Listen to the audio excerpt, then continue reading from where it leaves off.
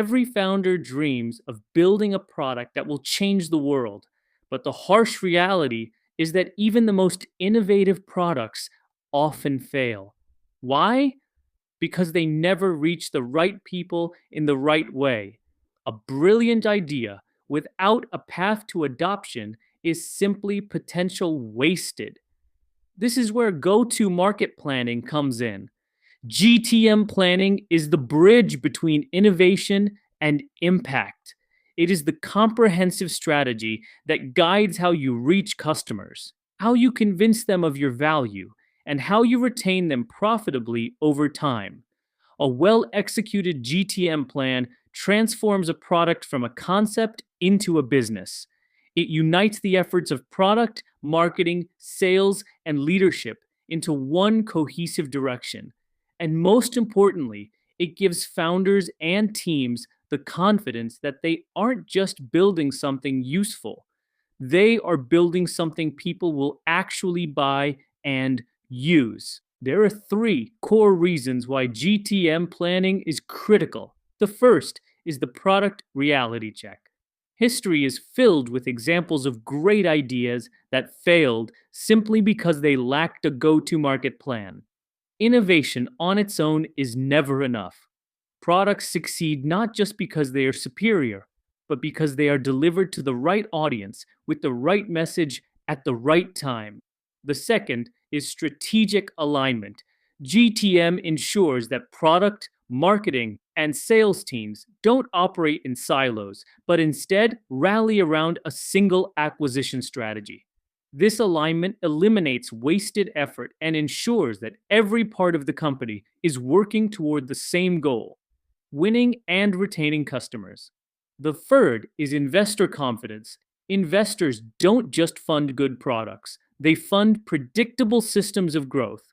They want proof of repeatable and scalable acquisition models before they commit capital. A strong GTM strategy shows them exactly how you plan to grow profitably.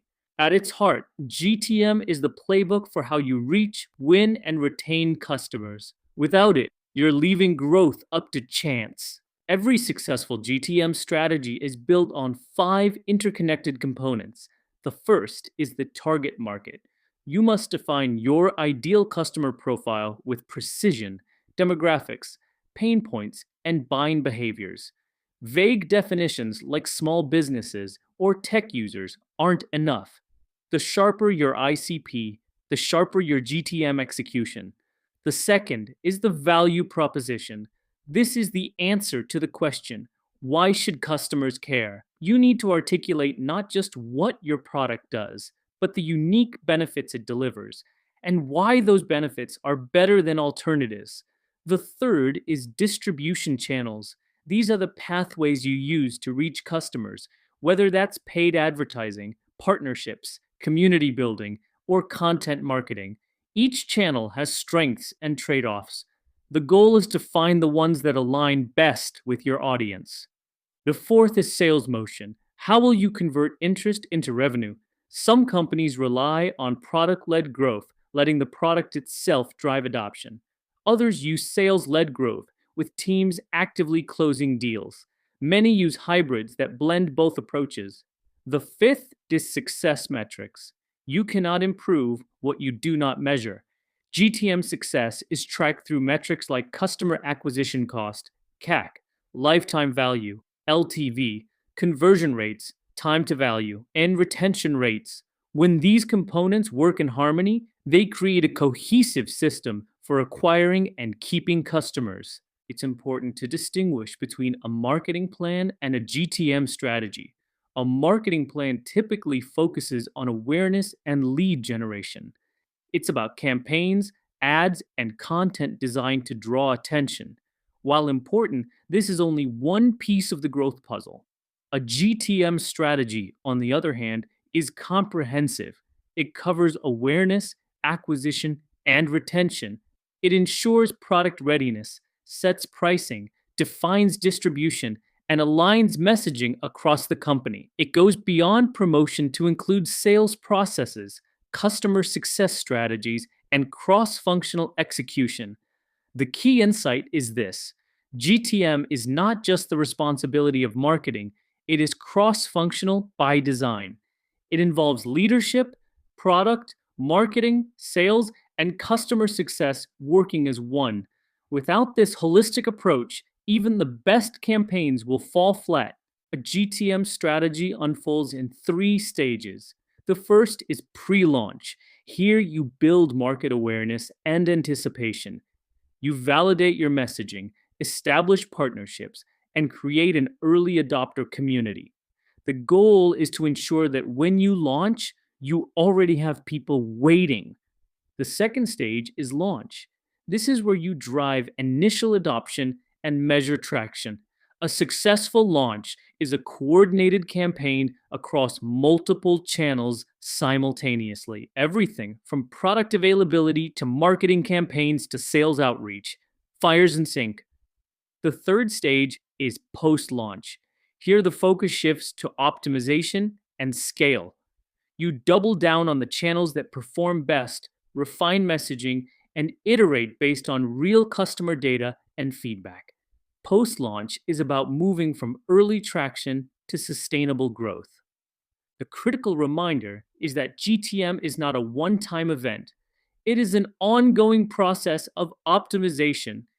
Even after launch, your GTM must evolve continuously as markets shift and as you learn more about your customers. Let's ground these principles in real world examples. Slack achieved viral adoption through product led growth. They focused obsessively on user experience, making the product intuitive and delightful.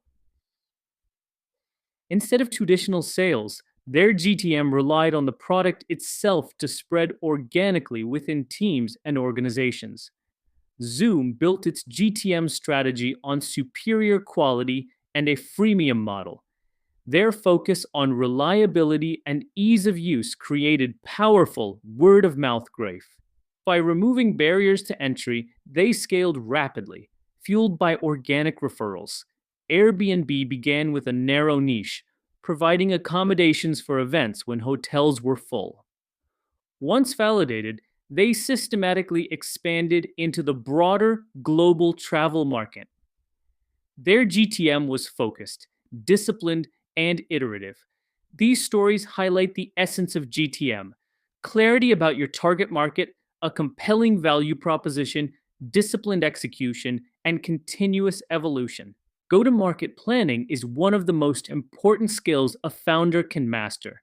It is the framework that ensures your product doesn't just exist, but thrives in the market. It aligns teams, builds investor confidence, and creates a repeatable system for customer acquisition and retention.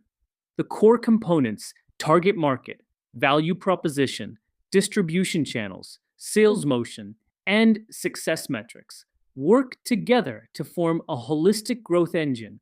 The stages: pre launch, launch, and post launch guide execution from awareness to adoption to scale. The difference between GTM and marketing is scope. GTM is cross functional and comprehensive, covering every step of the customer journey. The examples of Slack, Zoom, and Airbnb remind us that there is no single GTM formula. Success comes from aligning strategy with product strengths and market dynamics. The key takeaway is this: great products don't sell themselves. They need thoughtful, disciplined, and evolving GTM strategies to succeed. If you master GTM planning, you don't just launch products, you build businesses.